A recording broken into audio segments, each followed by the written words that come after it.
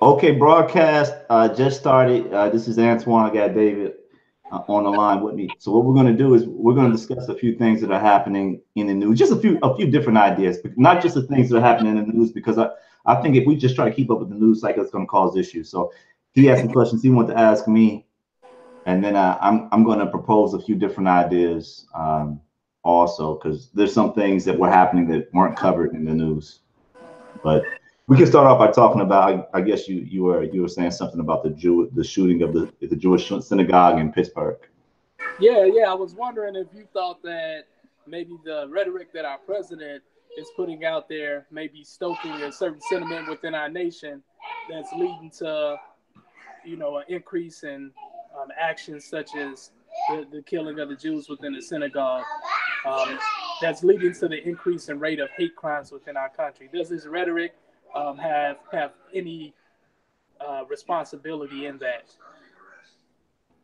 It's a good question, but so my answer. I just saw a tweet from Trump that just occurred maybe 11 hours ago, and I was just rolling through Twitter, and he's one of the people I follow. So I don't want anybody to think that he gave me this idea because this is what I thought from the time it actually happened. I think he has a lot less influence over, the sentiment of Americans than the media does, because we don't really listen to Trump. We listen to the media and what they choose to put the light on.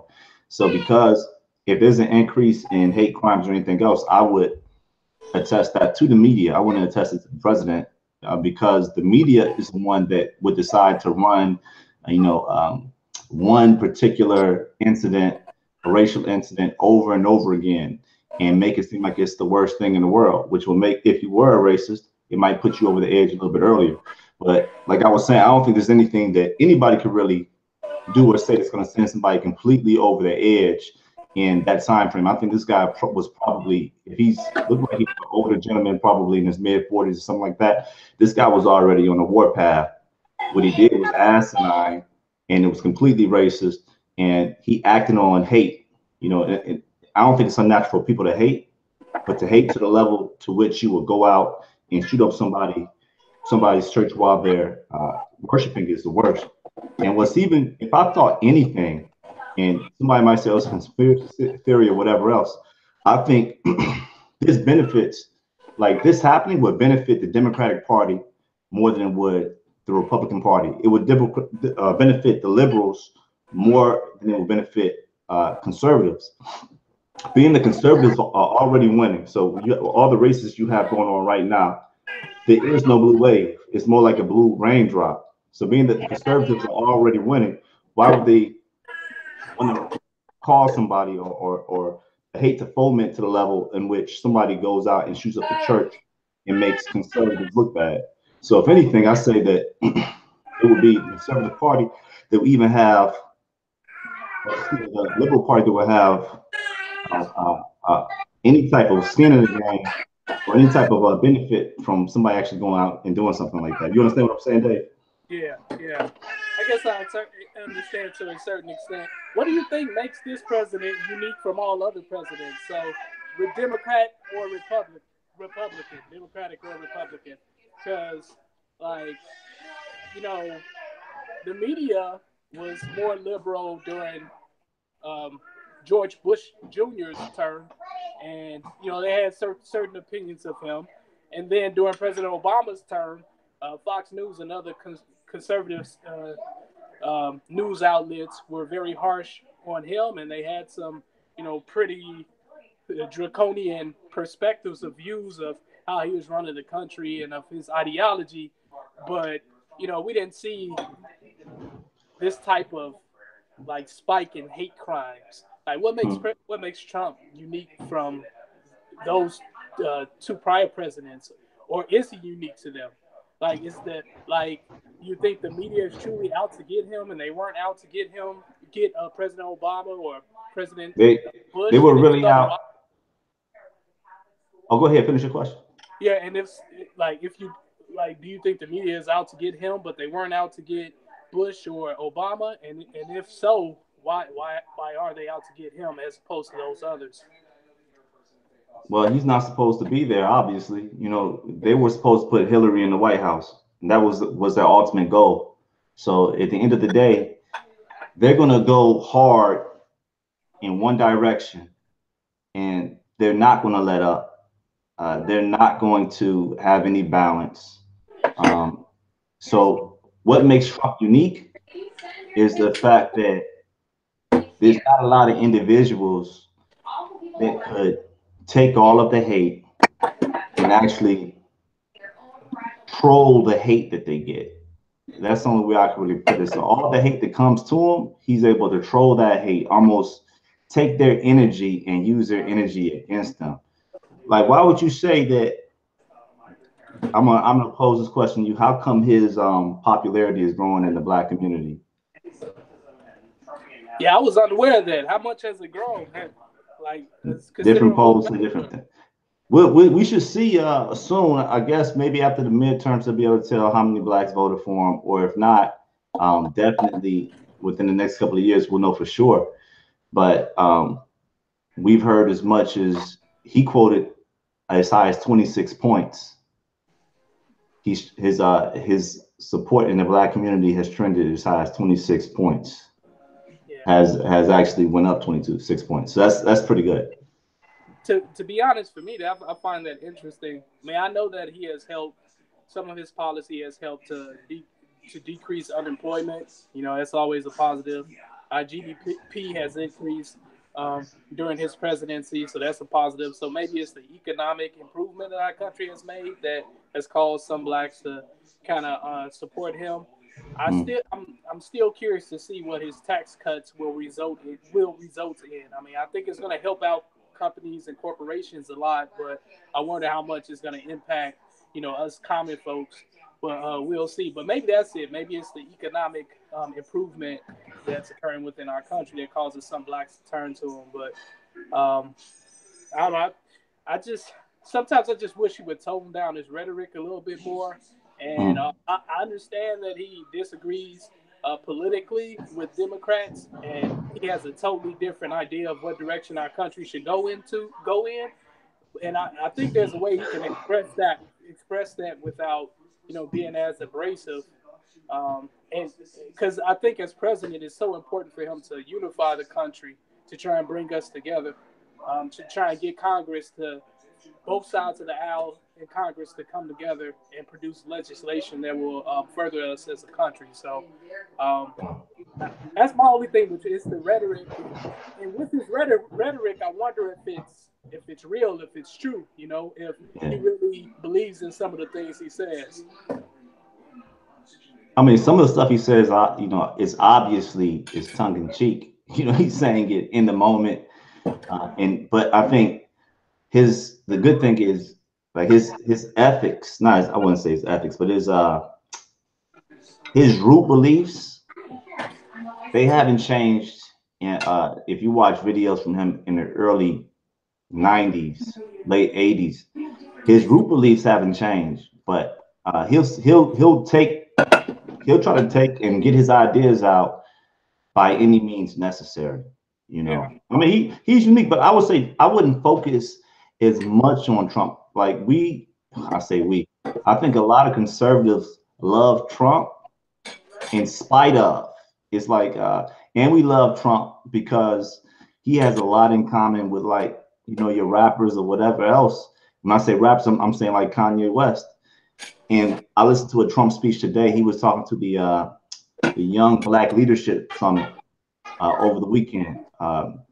And, a lot of what he was saying was, believe in yourself.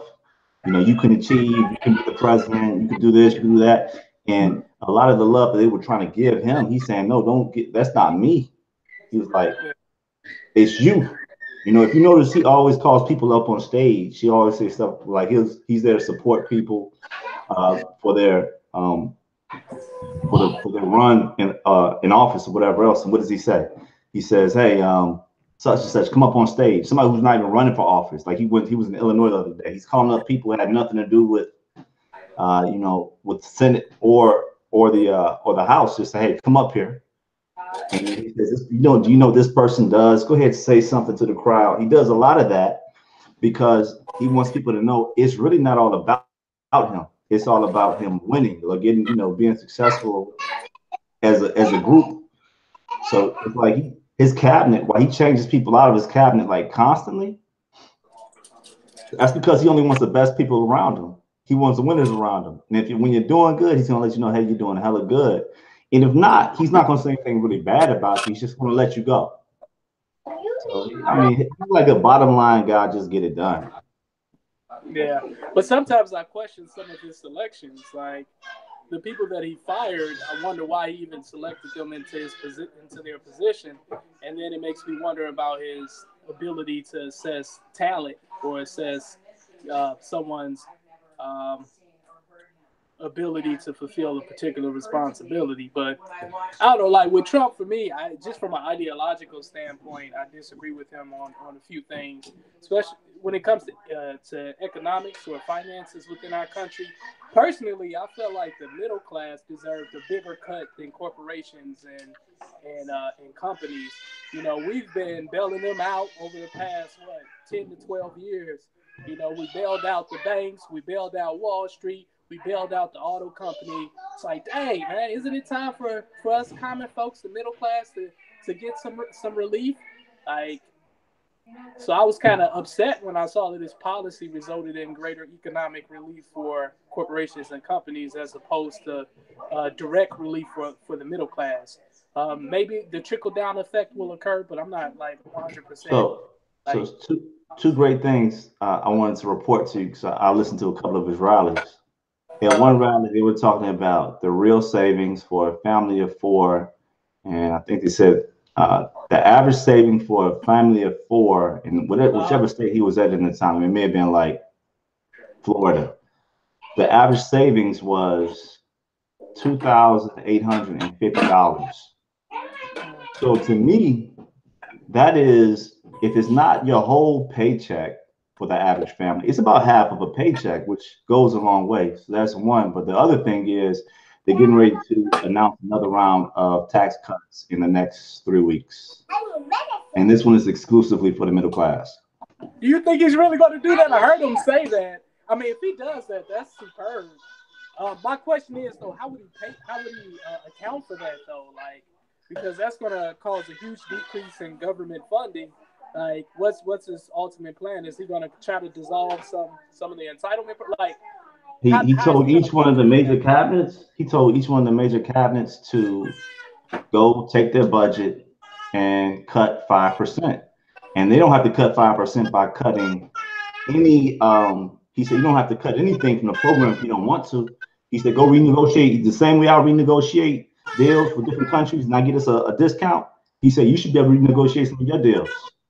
He was like, so I want everybody to cut 5% across the board, right? So I mean, all your big programs to cut 5%, and he's gonna give. I don't know if that's where the money is coming from, but I've heard him say that also. But at the end of the day, if the economy is soaring at 3.4% or 3.5% is what they're saying right now, but it's probably going to go higher than that. There's a possibility it may go to 4%. So the funny part is, like, I listen to NPR this morning. I listen to every morning. I say, okay, Google, give my news. I listen to Fox, then I listen to NPR, and then I listen to some local news. But NPR normally doesn't have anything good to say, and they still didn't have anything good to say this morning. But they were reporting on the economy, and like they couldn't really say anything bad. They were like, yeah, so nobody expected the economy to do this good, but they weren't excited about it. They're like, well, I heard next quarter may not be as spectacular as he thinks it's going to be, even though it's still going to be better than we ever thought it would be. It's like it's like they can't find a bad story. So he was, and in his speech he was giving to the Young Black Leadership Summit, he was saying that Black employment is at its lowest, but then he started to break down some of the other Black stats. Black poverty is at its lowest rate. Youth unemployment for Blacks is at its lowest rate. One thing that I think a lot Hold of on one second, I lost you. Oh, go ahead, guys. Sorry. Can you hear me, cuz? Yeah, I can hear you. You lost me for a second. I had my phone right here. Somehow my phone went ahead and tethered my Bluetooth to it. So, I mean, yeah, I think as long as the economy keeps doing well, then I think how you say a rising tide raises all ships. That can't be bad for Black people. It can't be bad for Mexicans. It can't for Latinos. It can't be bad for women. It can't be bad for anybody. And we don't have to be divided. Like we can come together. As far as some of the racial tensions happening right now, that's completely stoked by the media. There's nothing that Trump says that is really, if you listen to what he's saying, he's not saying anything negative about Black people. He said a lot of stuff. People are like happy he said it. So he was, and I don't know if this is completely true because I know Black folks, and I know every Black person wasn't happy when he said, "What do you have to lose?" But he kind of broke down why he said it. He was like, and they gave me 20. I'm reading from a teleprompter, and it had like 20 different stats, about how bad the Black economy was doing, or how bad Black people were doing in America, and the last in every group. He says, so after I read a few, he was just like, I just stopped and I just said, what was on my mind, what was on my heart? Like all these cities are ran by Democrats. So he's like, what do you have to lose? Yeah. He said, when we got off stage, people kind of criticized. Well, I'll say, go ahead and watch it, man. It's actually pretty good. If you just look at Trump's address to the Young Black Leadership Summit in Washington, it happened over this weekend. I found that to be, if not, it's a Trump speech, so don't expect anything too poetic. But he gets after, he speaks from the heart, and we can appreciate that, especially if the results are coming. So here's my thing. A lot of people don't know this. The decrease in Black unemployment, just as far as percentages, was greater under President Obama than it is currently, or than it has been under President Trump. Now the levels are the lowest. Are lower with President Trump. Like the unemployment rate is lower, but the change that occurred under President Obama was greater. That's neither here nor there, because like you're saying, the fact is unemployment rate is down, employment rate is up, and that's a positive, no matter to what degree. We're going in the right direction. But that was something I had actually recently read that, because I didn't know that until probably like 2 weeks ago. But you don't think Barack Obama also he went into his presidency in 2008, so right after after a recession. So yeah. I'm not saying it was only one way to go. Yeah, it could have went worse if they didn't bail out, the car companies and some of the big banks. But he had, like if something is really fucked up, it's easier to look good. Like if I took command of my unit in Korea, it was one of the worst units. But that's good, because when I get them back to normal, when I get them back to sea level, that means that we're doing outstanding, in everybody's eyes, because I took them. I'm doing outstanding because I took them from that low level back to the basic. But then, if we're talking about approaching a level that we've never been at before, right? That's like breaking a world record, like Usain Bolt, 9.76 seconds. Like that's outstanding, because the tighter that race gets, the more difficult it is to make those improvements. But so like you said, I'm not against Obama. I think he served his purpose. I think Trump is going to serve his purpose. I think Trump will probably end up getting a second term. I think the most disparaging thing is just the fact that they continue the media continues to talk to us as if he's not a loved president. They continue to slander him, but the more they do that, the more they turn off more people. Because more people are just saying, hold up, something's not right. Why are you blaming him for this? It's to the point where they cry wolf so much. There's really, people are always going to give him the benefit of the doubt. Because once you cry wolf so much, you put so much hate on a person, and people are saying, why are you hating this guy? You obviously have something against him. Even if he did something that was really wrong, you're going to have a harder time proving to people that what he did was actually wrong, because they're going to look at it like, no, you just. Do you feel like a lot of the hate that he receives from the media, he brings upon himself, though, with like some of his derisive comments. It No, kind of stokes certain responses or retorts. no. So I'm gonna tell you, man. Yesterday, I watched two movies on Netflix. Not on Netflix. On Google Now Movies. We watched Black Klansman, Mm-hmm. and after we watched Black Klansman, we watched Color Purple. And I wanted my son to watch Color Purple because we heard God is trying to tell you something on the radio earlier that day. We're listening to gospel music. So I said, okay, we're gonna watch Color Purple when we get home. So I went home to watch Color Purple, but then Black Klansman, I saw that was being advertised. I said, what? Well, shit, that just came out of the movies, and it's already on video, so it didn't do too well. I said, let me watch it so I go ahead and support this black man and Spike Lee. And surprisingly enough, it was an okay movie, man. Like it wasn't a horrible movie. But then at the very end of it, they started showing this march, the Charlottesville March, whatever else. And I guess that was to show us that the country was still super racist and just trying to prove all this stuff. And I'm just like, I don't agree with that. Not only do I not agree with him putting that at the end of his movie, but it's his artistic freedom. He can do whatever he wants. I don't think it was a good idea, but I don't believe that if anything, if the country is in a divided state, it's because the media is reporting on divided issues and they're trying to divide people by race. Then we watched Color Purple, and I saw something very interesting in Color Purple. You remember the part where Sophia told the white lady, hell no. Yeah.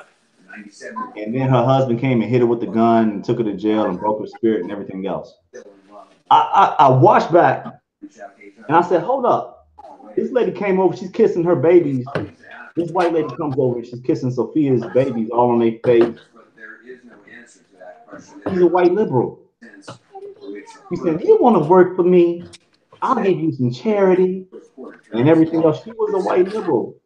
And racist is all hell. And it's another thing to notice about the movie. So that's just one thing I noticed. But normally, you know, the more pervasive type of racism is that paternalistic, maternalistic racism that you're going to get from liberals. You know, so I saw that, and maybe it was confirmation bias. Maybe I'm looking for certain things, but it's just an idea that I think people need to start thinking about. Like, if I wanted to, you know, if Trump comes out, he says something like, "What do you have to lose?" And you can interpret that as racist, but he's not afraid to tell you that to your face and let you know where he stands. And at the end, he's standing by, I want you people to do better. He can say, you people, he can say, African Americans, there's my African American over there. He can say that. He's like, okay. But at the end of the day, did he put the American on it? Yeah. Is the onus on me to do better? It is. You know, so I'm feeling the way he comes at things versus somebody coming to me, oh, let me give you some charity. You have such beautiful little babies. You know, it's like, no. Actually, she didn't offer a charity. She actually offered her a job. But still, you got to watch for like super nice people that's coming to try to invade you and trying to put you in your place. Being nice to you.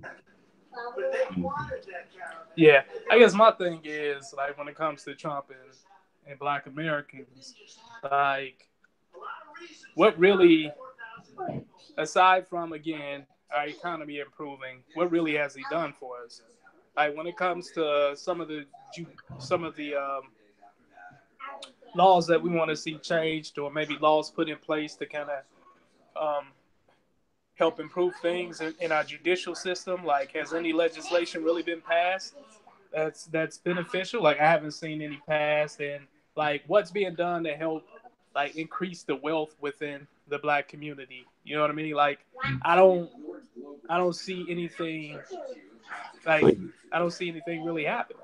He said a few things today. He said that one, Black businesses are growing at a faster rate than any other segment of business in the country right now. That's exciting. One. Also, he mentioned something about Jared Kushner, and this is just 2 days ago he gave this speech. Jared Kushner is hard at work on prison reform.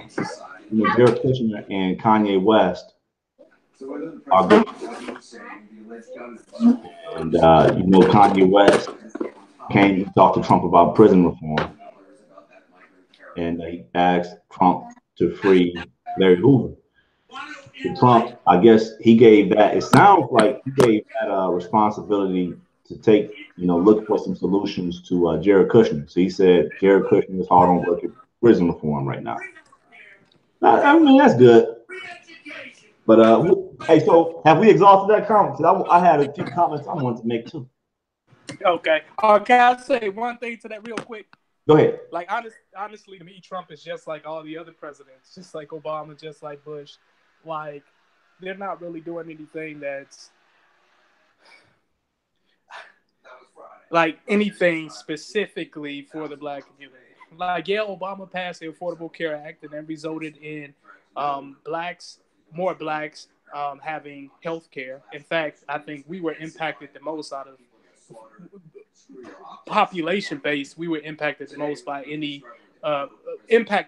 that legislation than any other ethnic group. Like, yeah, okay, I see that, and you can name maybe a couple of other things, but there's nothing been done directly for us, and it's the same thing I'm seeing with Trump. So maybe we should stop looking for a president or Congress to kind of help improve our situation, and like you said, maybe it's just gonna have to happen internally or intrinsically. Yeah, so he did sign. This is like a few months. I think he did this back in February of 2017. And now he signed an executive order on HBCUs established by visionary leaders. America's HBCUs have long played an integral role in our nation's history, providing Black Americans opportunities to learn and achieve their dreams. President Donald Trump. And let's see, he said advancing HBCUs. Trump has prioritized HBCUs since the beginning of his administration. And, I'd have to read into this to see exactly what the HBCU did. Trump has called an additional $20 million in funding for the strengthening of HBCUs programs above the amount set in the recent budget. The president's budget has called for an increase of $400 million for the TRIO and an increase in $300 million for the federal work study. The Department of Education worked with the HBCUs to protect $80 million in Title III funding, carryover funding. The order will help improve HBCUs' participation in federal programs and foster more and better opportunities for higher education. The president ordered government agencies that regularly interact with HBCUs to develop annual plans to strengthen the capacity of those schools. And there are 31 agencies that will submit such plans. In addition to creating the White House initiative on HBCUs and the President's Board of Advisors on HBCUs, the executive order created an interagency working group to advance and coordinate the work regarding HBCUs. President Trump's February 27, 2017 executive order was the earliest any president has signed an order on HBCUs. You know what my only thing is, though? They allowed the funding or the bill that Obama had passed, which provided more funding for HBCUs to expire. So, I mean, I'm glad that he signed the bill to increase the amount increase funding to HBCUs, but it's still fairly less than what Obama had, the amount of funding that Obama had signed off for HBCUs to receive. So, but I still applaud him for at least signing this bill to put money towards funding HBCUs. And the crazy point is, part we really have to think about too, Dave, is what have Black people done for the Republican Party for Trump to do anything for Black people? So when Black people give 95% of their vote to the Democratic Party, you would expect the Democratic Party to be doing all these things for us. But if we only gave 5% of our vote to the Republican Party, like, what does he really need to do for us unless he's trying to win us over? So he's trying to win us over even though we didn't vote for him. So I think he's authentic. I think he's real. And I think if he wasn't, or if I didn't think the conservative values could benefit us, I would want to be one of the first people to stand up and say, you know what, it's time to go, because something could be good for you for a spell of time, and then the party changes, or they just don't. They're not pandering to you. Not say pander, but they're not giving you anything anymore. If they don't give you anything, it's time to get up and go. But he is doing the right thing. So I'm saying, being objective, even though I have conservative values, if I'm objective looking at what he's done to this point, I have to give. Yeah, I would just hope that he would care enough to want our situation to be better, and it wouldn't require for us to do something. And honestly, if he worked on trying to improve our current situation in our country, I'm pretty sure blacks would just flock to him. Like, as you can see, like you stated, the percentage of support from the black demographic has increased some just with the improvements made in our economy. So imagine if he start producing legislation or policies geared towards improving the black community. I'm pretty sure we all would just, I mean, there would be a greater number of people that would begin to support him. Yeah. Yeah, so that's a good transition to the next topic, man. What do you think about, the walkaway march on Washington this weekend? Did you watch any of that? Wait, say it again.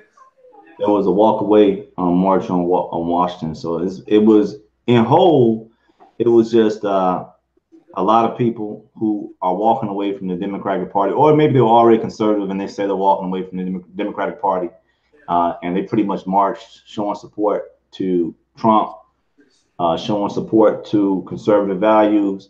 And then you also had the Young Black Leadership Summit that was happening at the same time. I think they put those two together on purpose, but that means it was a lot of young Black African Americans that were, had the right type of values. They were rocking Make America Great Again hat, just to show that they are the visible, or the invisible majority, the visible minority. Just getting out there. Something they starting this movement called Blexit. Candace Owens and Turning Point, they're pushing this movement now called Blexit, which is the Black folks exiting the Democratic Party. Roland Martin was there. He was in force. He was trying to he was trying to discredit the people that were there, but he ended up getting shut down a few times, which was beautiful. I'm not a big Roland Martin fan, man. Sometimes he be a little, but my opinion of that, man, personally, I don't see how like middle class folks can support the Republican Party, because fiscally it's not beneficial. Like their economic ideology does not benefit the poor and the middle class. So why would you support them? I mean, I understand socially some of the conservative views are more plausible or acceptable to the middle class and the poor, because obviously they tend to hold on to more Christian values, which is great. But man, but in the same manner, I think it's perfectly appropriate for people to stand up and say, hey, I feel like the Democratic Party is not doing enough for me. I'm not, seeing things improve, and now I'm ready to support the Conservative Party or the Republican Party and see what they can provide for me, see what they can do for me. Yeah. That's good for them. Yeah, that's smart. So I may agree that people should be able to espouse whatever ideas they want to espouse. People should even be able to espouse ignorant ass ideas, and then other people should be able to identify that and say, well, we're not speaking from a place of actually knowing. Yeah. And then I think at the end of the day, civility is basically what we need. But with Trump, he's not uncivil to the point where he's ever did anything to say, let's break up as a country. He might talk about certain individuals on the left that talk about him also. What they don't really cover is the fact that the media, the media is not going to cover themselves, is a little bit OC with trying to tear the president down, which is good in one way because they're missing the ball on what people really want to hear, which means they're losing some money, which means they're losing a lot of votes. But what's bad is it also stresses people out. Like people care too much about it at some point, and it becomes a lot like a wrestling match. It becomes a lot like reality television.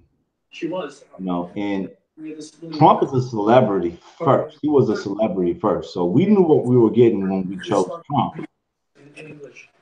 But the way the media, which you're right, it hasn't just all of a sudden ramped up. They've always been OC. I knew they were OC when Obama was president. And it wasn't because they were tearing down Obama, because they weren't, because Obama was pretty much pushing their agenda.